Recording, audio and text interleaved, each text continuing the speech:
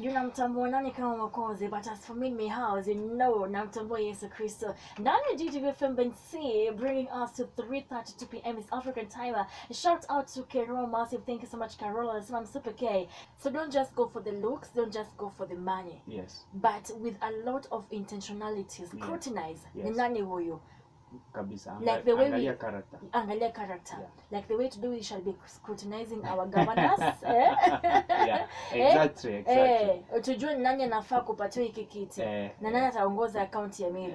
Welcome to the show. Thank you so very much. Much humble to have you. I'm very humble to be here. A very small man, quote unquote. I'm small. But I'm with small. a big head. And lots of hair. And lots of hair. Yes. Niaje. Mambo. Mimi niko salama. Labda wewe. Karibu sana. Nashukuru. Umesema Abogeta West, This is the place you want to take charge of. Yes, I want to manage the resources of Abogeta West for the next 5 years. I think with me in charge we can achieve a lot.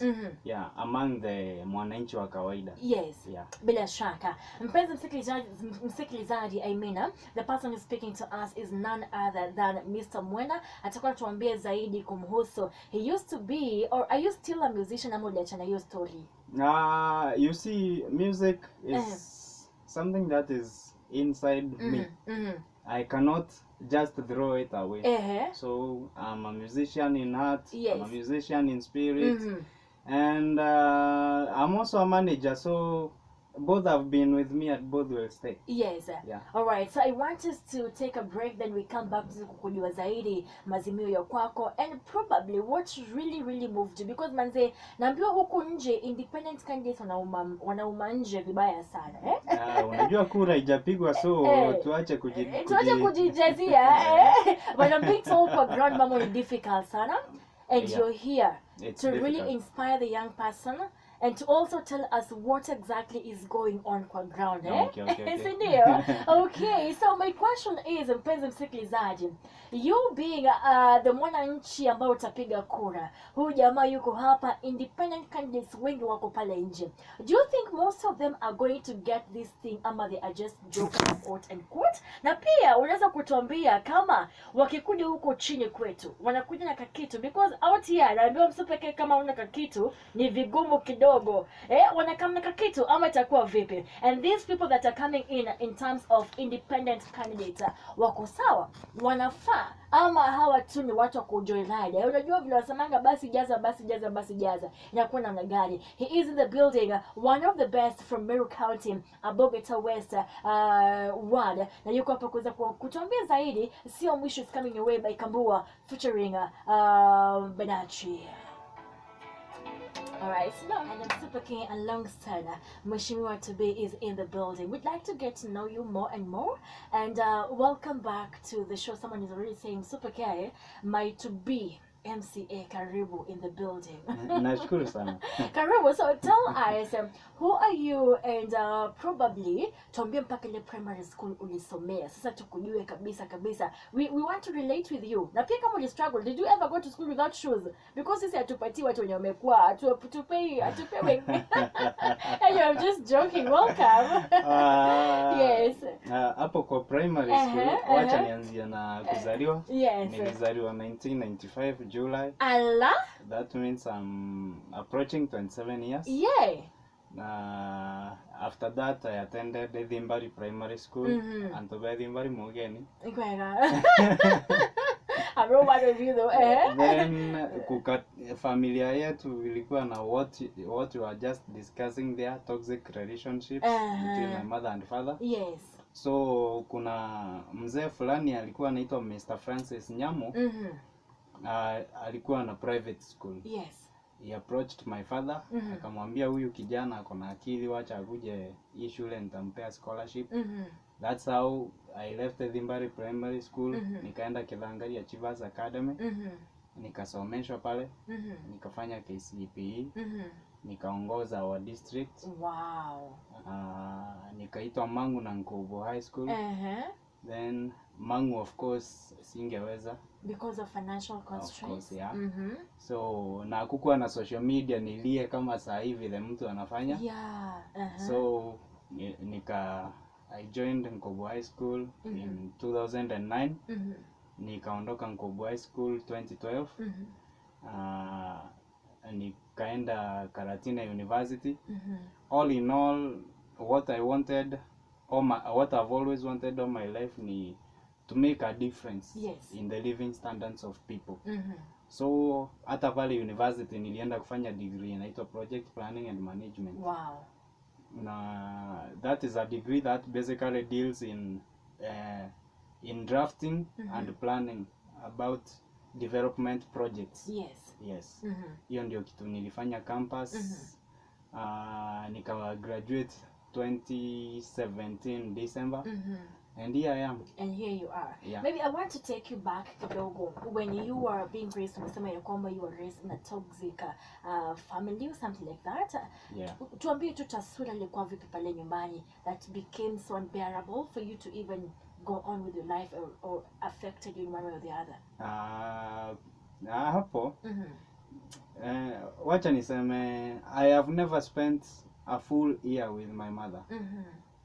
Every year alikuwa anakuja nyumbani, wanakaa wanavurugana na baba. Mama anaondoka, na wacho na baba. And so the cycle continued. Yeah. Did you ever feel that hili kunyima nafasi kama mtoto ama kama watu wengine kwenye kijiji? I don't know because unajua ingekuwa nilizaliwa familia ikiwa mzuri alafu ikaharibika, perhaps ningejua, but sijui juu nilipata ikiwa hivyo. So I don't know if I lack anything. Yeah. Wow. Alright, sorry for that, but we are happy that beyond all that and above all that uliweza kujishika mwenyewe, ukajiamini, ukarudi shule, na here you are today. So now speak to us about azma ya kwako ya kutaka kuwa MCA. Kwanza tuanzie hapa. Umefanya management, planning, project planning and management. Yes. Project planning and management. Yeah. Ulipokuwa ukienda campus, did you ever see yourself coming back to the society, kukuwa a leader or something like that? Of course. Sikuangukia hii course. Haukubahatisha tu. Hizo wakati tulikuwa tunachagua courses tukiwa secondary school. Alafu wakati grades zitatokea na iwe umequalify, hata hatukuwa tunafanya second selection. Second selection was for watu wenye hawaja qualify zile courses wamechagua. So mimi nilichagua project planning nikiwa high school April ile wakati, na hata results zilipotokea nikawa nimequalify, sikuenda second selection. Yeah, nilikuwa nimequalify project planning and that's what I wanted to do. In high school uliweko kuwa maybe head boy, uliweko kuwa captain in primary school, mambo kama hayo, ulikuwa na leadership skills since those days ama ilikuwa vipi? The highest I was ni class prefect. You see project positions zingine kama head boy. Huwezi pea mtu mdogo. I was small literally. I was small. Ungekuwa bullied with the big boys, So the highest nilifanya ni class prefect. Juu ikifika ni mambo ya kuwa head boy, that needs somebody with more muscle. Muscle. And mimi tangu kidogo I was always the smallest in the class and the youngest. Na hata saa hii kwenye race ya Abogeta West, I'm the smallest. I can imagine. I'm the youngest. But hey guys, rush to Muthoni Waroe's Facebook page pale, ama utafute mheshimiwa huo Kinoti wa Mwenda. Kinoti wa Mwenda. But able tuambie the exact names ambazo ziko pale kwa ballot paper na zile majina ambazo ziko kwenye ID. Majina kwenye ID ni Alex Kinoti Mwenda. And hiyo ndio itakuwa pia kwenye ballot. So it's Honorable Kinoti wa Mwenda. Which means mtoto wa Mwenda. Na uko hapa nasi leo. Alright, okay. Now this is where now the rubber meets the road. You came in as an independent candidate. Ulikuwa umetaka kukuwa independent candidate ama ulikuwa kwa chama fulani ukafanywa mambo? I really wanted to join the team at UDA. Lakini nikaona kwa zile party primaries the mchujos. Nikaona kutakuwa na udanganyifu. I come from a line of prophets. So I take come from a line of who prophesied to us who is our fifth. no. So Okay, anyway, vile niliona I just saw that hapo kutakuwa na udanganyifu kwa primaries. Yes. So even the Mheshimiwa of South Imenti, the current MP, Yes. Kaduri Murungi, and hinted that he wanted me to join UDA team. So but then kukakaa nikaona hapo maneno itakuwa sawa. So I just quit and decided to do everything on my own. Yeah. And just like that you went for independent I went candidature. for independent candidate. All right. And mpenzi msikilizaji ambaye ya kwamba hapa nje kukuwa independent candidate, it's a calling by itself. Na kwanza kujitokeza kuingia mitaani kuwarai watu wa kupigia kura is a task uphill. So we come back as a kutuambia what is his experience. At the age of 26 plus, you're turning 27 in a few months, Sindio? Yeah. And you are here with your management skills, with your planning skills, you want to make sure that Abogeta West becomes a better constituency. I want us to take a break, then we come back to anzia hapo pa. Wewe na briefcase yako unatupeleka wapi? Safari ya wapi? Because this guys anatumia briefcase kama symbol ya chama. Itakuwa vipi? We are coming back right after this short break. The media naambiwa Msupa burudie hicho kibao kimenibamba sana. With my Jesus I am a winner, nothing can defeat me. Coming your way kwa sasa, habari za hivi punde ni kwamba Kawera Mwangaza ambaye ni mwakilishi wa wanawake katika kaunti ya Meru amejiondoa katika mdahalo wa siku ya leo hapo jioni, watakapokuwa wanaangazia yale ambayo nafaa kuyafanyia kaunti ya Meru na jinsi ambavyo umekuwa ukifanya kazi, na je akikuwa gavana atafanya kipi. So amesema ya kwamba mimi nimejiondoa pale kwa sababu sera zangu na kile ambacho mimi nanuia kufanyia mwananchi kinajielezea, kwa hivyo haina maana yajitokeze pale. La haula. In the building I am hosting MCA Abogeta West to be, yes. And his name is Mr. Mwenda Alex, na yuko hapa kuweza kusema nasi tuweze kujua mengi kumhusu. Welcome back Mwenda. Thank you so much. So ukamua kuingia ukiwa independent candidate at the age of 27. Kabisa, what really moved you to really wanting to lead the people of Abogeta West? Above every other reason, Mimi, as I have already told you, yes. I grew up in a turbulent family where hata food ilikuwa shida sometimes. Imagine. My father struggled through all that. He took me through Kobo High School. The fees at that time was somewhere between 60,000 and 70,000 per year. To a family like mine, without any resources, that was very, very hard. But my father struggled. He put me through Kobo High School. Then, after I finished school, he took me to university and put me through it. And afterwards, I really stayed at home without a job for a long time. And in the village, I could count around 15 other guys. Who've graduated? Yes. They have degrees. Yes. And some had diplomas, but no jobs. And I knew the struggle that their parents had gone through to put them through education. Yes. That one didn't sound right with me. So I saw that if only these people could get some capital to start businesses, then they would no longer be unemployed.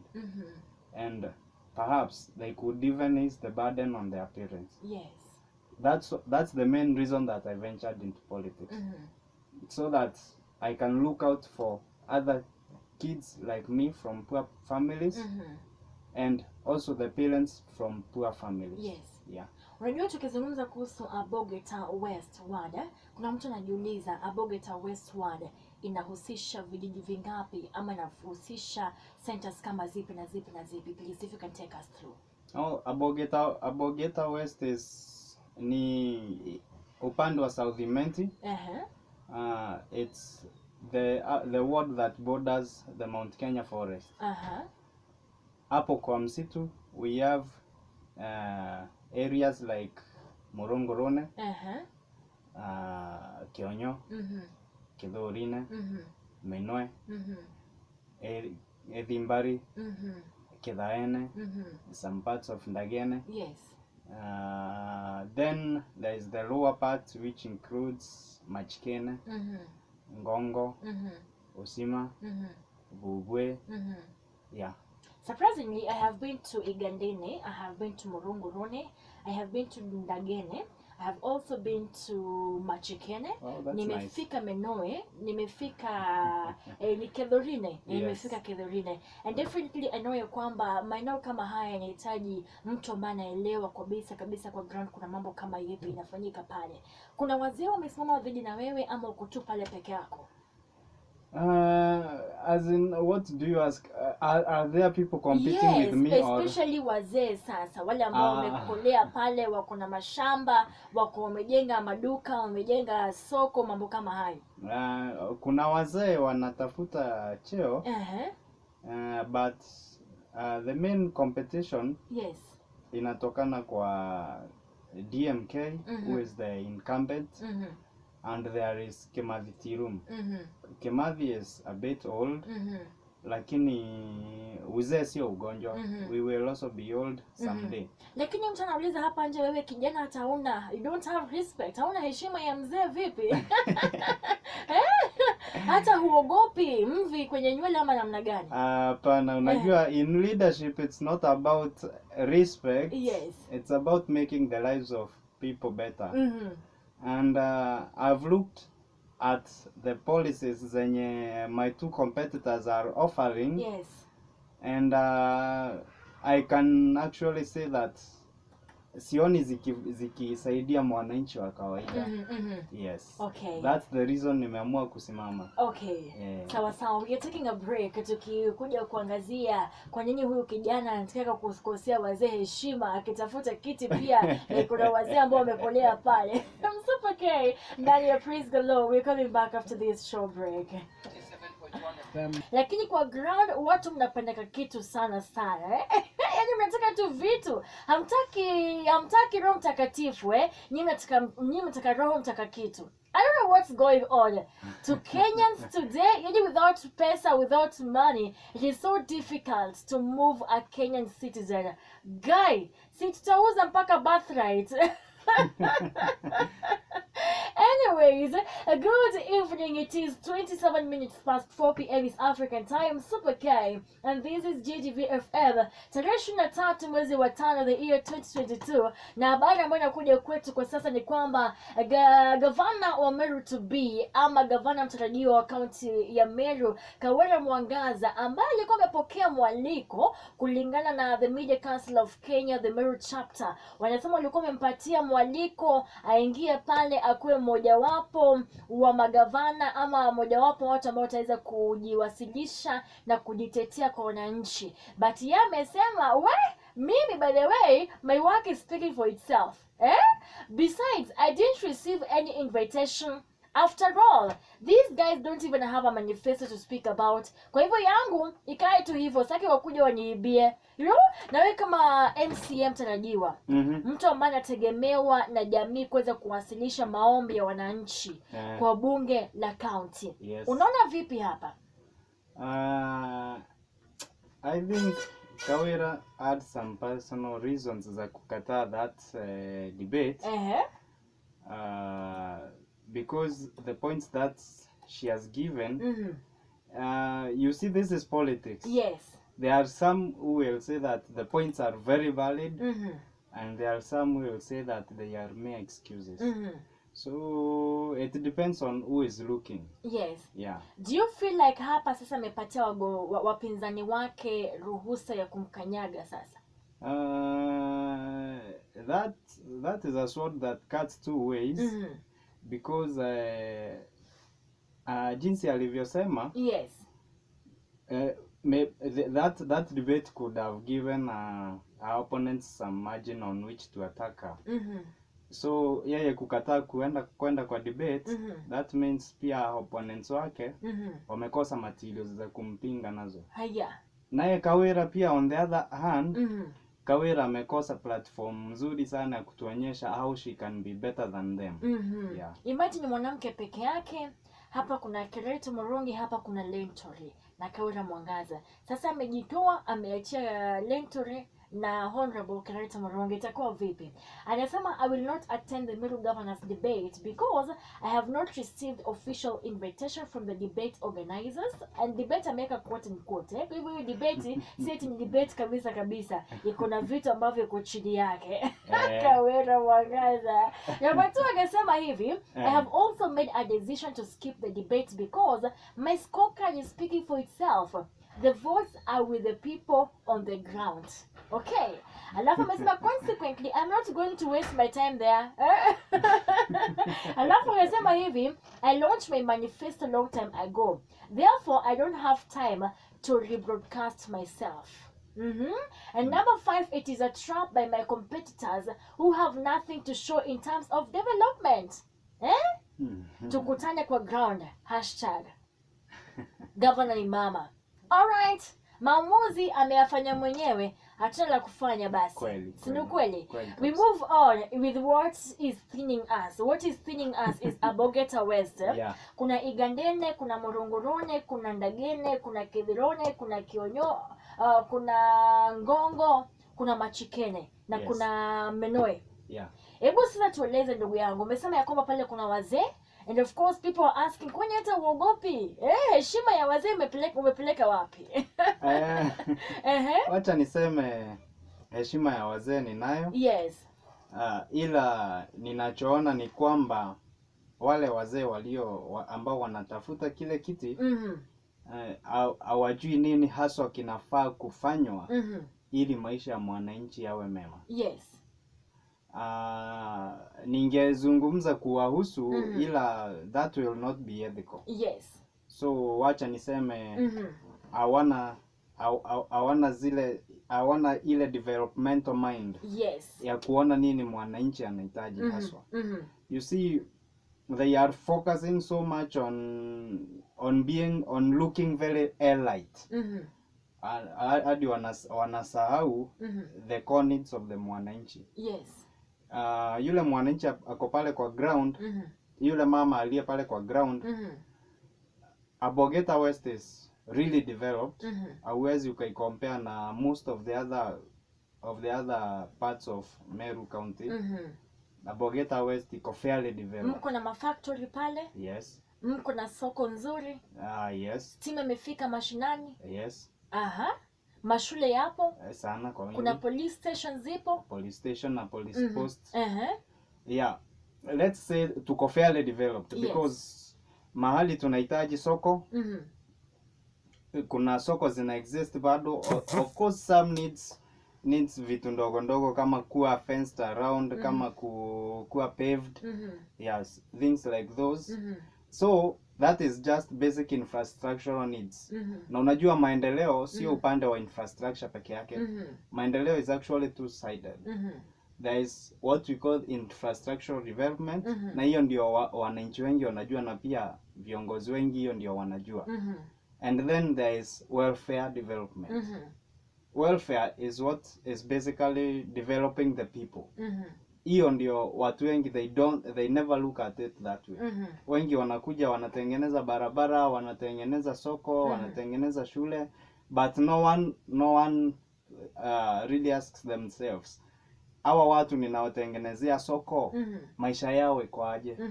Yeah, you see that is what should be our focus. Yes. As for me, what I aim to do is wacha nitengeneze welfare. That's why my manifesto iko based on kufanya maisha ya watu yawe mazuri. Kama ni vijana wasio na kazi, tuwapatie pesa, wafungue businesses, wajiajiri na pia wa provide employment kwa vijana wenzao. Na kama ni watu ambao wana mashamba yao, tunaleta pale agricultural officers, tunawafunza kulima jinsi watalii wanavyopenda. Wakilima jinsi watalii wanavyopenda, tunatafuta soko za hizo hoteli za watalii, tunauza chakula, and life goes on. Na ukiwauliza, maana mimi nimeingia ground, wengi wanakumbuka sana enzi tuliokuwa tunauza French beans. What is called mechiri. Bado wananiambia huo wakati wa mchiri watu walikuwa na pesa. People had money that time. Na that is the sort of food that is needed by those tourists, and it's the sort of food that is imported. So that is exactly what I want to do. Kama vile kulikuwa na beans kitambo, alafu ikaletwa hiyo beans ya French ndio to export. I want to do the same for other crops such as maize, cabbages, and everything. Basically everything. Yes. Na pia potatoes, etc. So Abogeta West ward ni ward mojawapo za ward ambazo they are very fertile. Na watu ambao wanatoka maeneo yale pia they are very potential young people. Na umesema kama mwanarika pia umejitokeza ili wanarika wenzako waweze kukupata nafasi ya kubadilisha maisha yao. Hebu leo tuambie, tukikupa hii nafasi kuweza kukua mwakilishi wa wadi ya ile sehemu, ile ajenda ya kwanza ambayo tunataka kusukuma kwenye bunge la county itakuwa ni gani? Na kwenye bunge la county ama kwenye Abogeta West? Kwenye Abogeta West. Kwenye Abogeta West, the first thing that I will do ni hiyo ya provide capital. Because the people there really need jobs. Vijana wako pale na wanahitaji kazi. Hata kwetu mahali ninatoka junction kunaitwa junction wako pia. Hapo kuna vijana wengi sana najua wanahitaji kazi. Na tukiwapa pesa kidogo tu anzishe biashara, that will really go a long way into developing that area. Watapata kazi wenyewe, watapatia wengine kazi, the area will grow. So the first thing that I will do is to provide capital. Vijana wajiajiri. Alright. Yes. Bila shaka mpenzi msikilizaji, anayezungumza nasi nafahamika kama Kinoti wa Mwenda. He is an MCA ambaye anatarajiwa, na anasema Msupa Kenya ikipata nafasi nitajaribu jinsi ambavyo anaweza kubadilisha maisha ya vijana, especially ndani ya Abogeta West ward. Not we want to take a break, but before we take a break, kuna hii story ya ukiingia ground lazima uko na watu wako wameshafika pale, wamesema hapa na hapa kuna wamama, kuna vikundi, kuna vijana, kuna vikundi, kuna wazee, kuna vikundi. Na of course ukikuja pale lazima kukuwa na pesa. You are an independent candidate.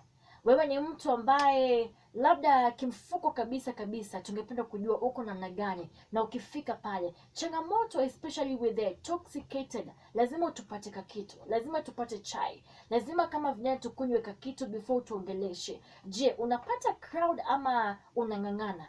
How is it?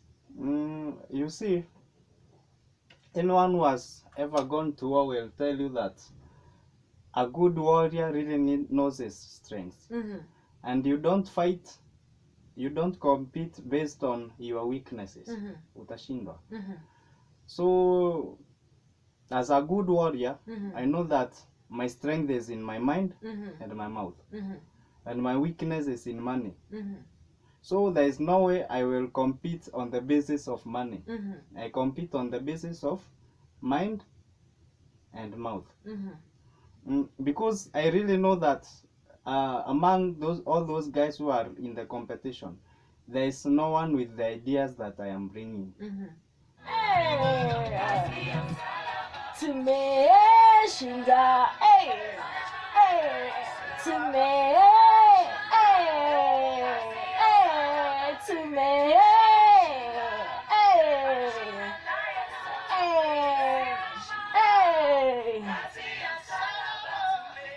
my God.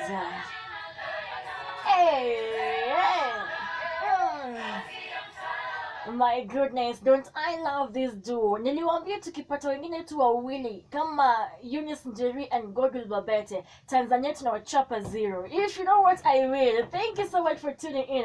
Msupa K ndani ya PG. It is on the drive on Money Matters Money. It is a brand new week popote pale ulipo. Thank you so much for tuning in.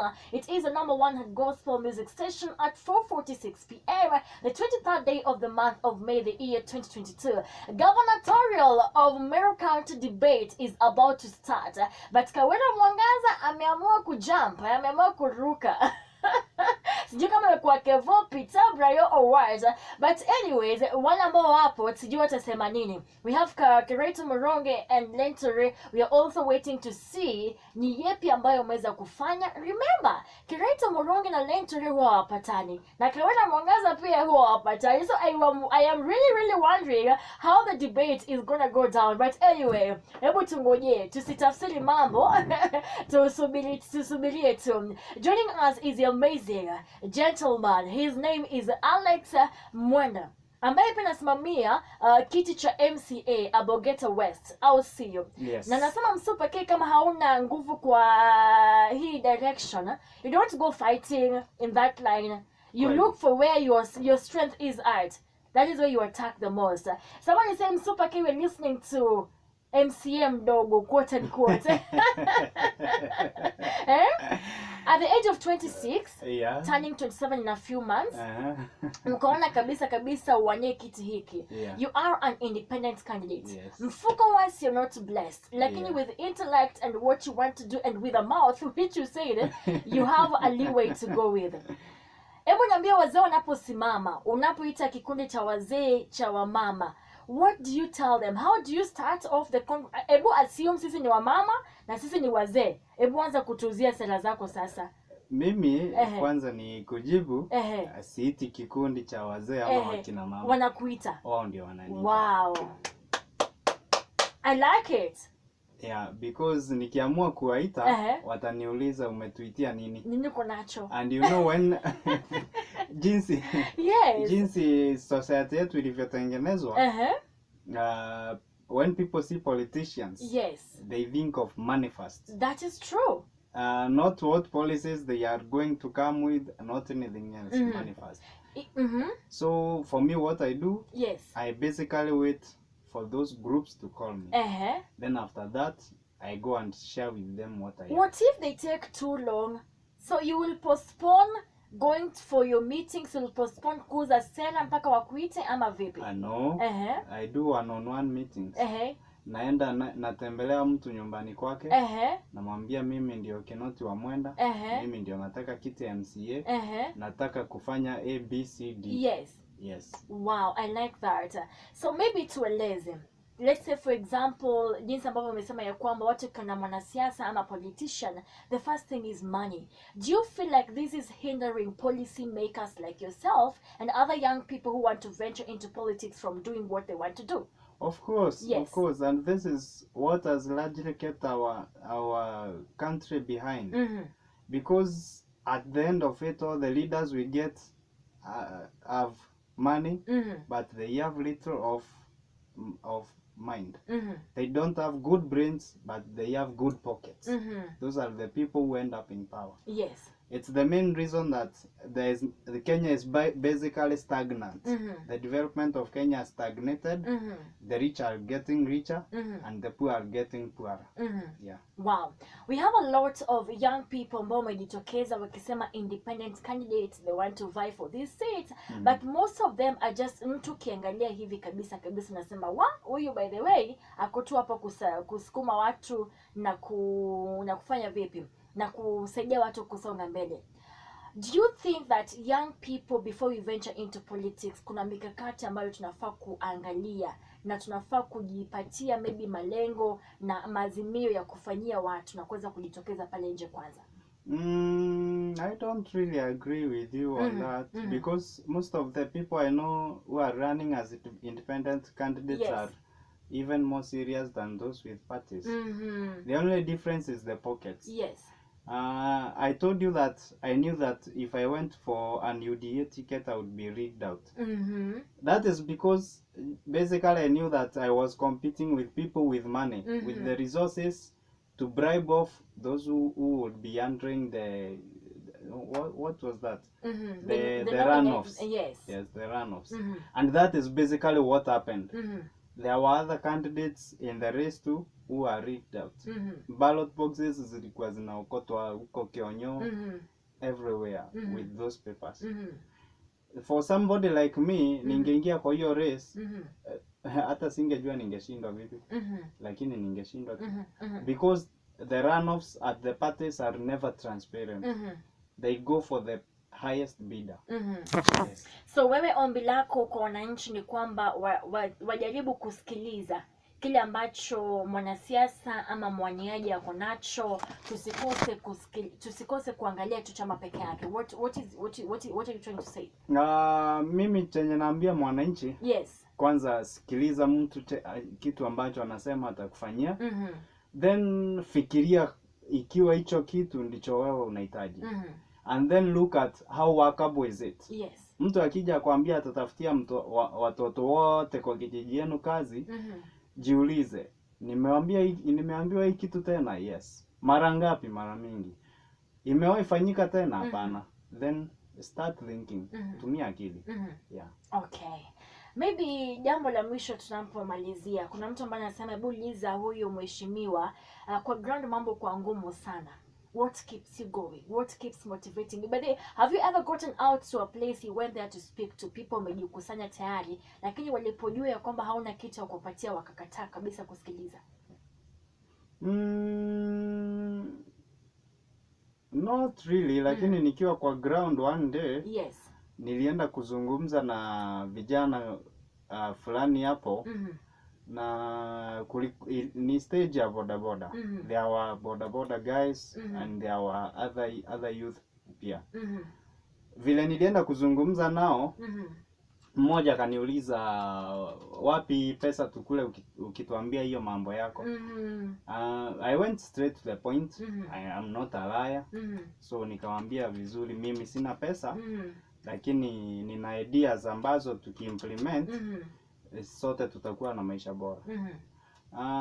About half of those guys decided to leave, but the other half were left. Na kwangu mimi sipendi crowds. I would rather have about 3 people who are really keen on what I'm saying, instead of having about 100 people wenye wameletwa hapo na ile pesa na peana. Yes. Okay. Hebu zungumza na wasikilizaji na wale wapiga kura wa Abogeta West, na waambie kile ambacho nataka kuwafanyia na kwa nini wakupate ruhusa ya kukuchagua. Mimi kwa watu wa Abogeta West ningependa kuwakumbusha kitu kimoja. Tuliahidiwa vitu mingi sana tutafanyiwa kwa last election. Kwa hivyo mtu ambaye mlichagua akija kijijini kwenu, usimuulize utatufanyia nini. Muulize zile vitu ulisema utatufanyia 2017. Umefanya ngapi? Yes, hiyo ndio swali. Na pia among us the newest aspirants, jaribu kuona mtu fulani the interest ziko wapi. Kama ni Kinoti wa Mwenda, jiulize Kinoti wa Mwenda akiingia anataka kufanya nini. Hapo ndio utajua kuna yule anataka hiyo kiti ndio apate retirement home. Kuna yule anataka hiyo kiti ndio apate pesa ya kukula yeye na marafiki zake. Na kuna yule anataka hiyo kiti ndio aweze kuserve wananchi ili wamchague tena na tena. Yes. Nimeona juzi umesema ya kwamba inasikitisha jinsi ambavyo hii safari ni ngumu kabisa. Especially kama unatembea peke yako. Unavunjika moyo, unahisi kama umechoka ama vipi mtu wangu? Of course. Yes. Kila mtu huchoka. Na wacha nikwambie kama kuna kitu ngumu hii Kenya. Ni kukampeni. Especially kama uko peke yako, that becomes double. Unajua ukiwa unasaidiwa na team, kazi yako ni kwenda tu na kuzungumza. Lakini ukiwa peke yako, you do the planning and the going. Yeah, and it's really hard. It's really hard. Hivi kwamba uko peke yako, hauna watu kukusaidia, watu wa kukutafutia mambo mawili matatu ni sawa. What would you like to tell people of Abogeta, and especially wale vijana ambao nasikia kwamba hatusapotiani sisi wenyewe kama vijana? Ungependa kuambia vipi in terms of supporting and being there for you as an aspirant? Mimi wacha niseme my biggest supporters hata ni vijana. So sijui nani anasema vijana tusapotiani, because my biggest supporters ni vijana. Kongole watu wa Abogeta West, you're doing great. So mimi kitu ambacho ningependa kusema ni let's support ideas. pesa tukiletewa pia tule, na tukumbuke hii ni Afrika. Kuna ile pesa itakuja ikiwa imefanywa mambo na ukule ujue kila ujue itakudhuru. So just be wise. Be wise bwana. Okay. Wewe ni pastor? Mimi ni mchungaji. Lakini for now niliambiwa mtu akiingia siasa unaweka kila kitu kando. Yeah. Okay. Thank you so much for coming. We appreciate, na tungependa zaidi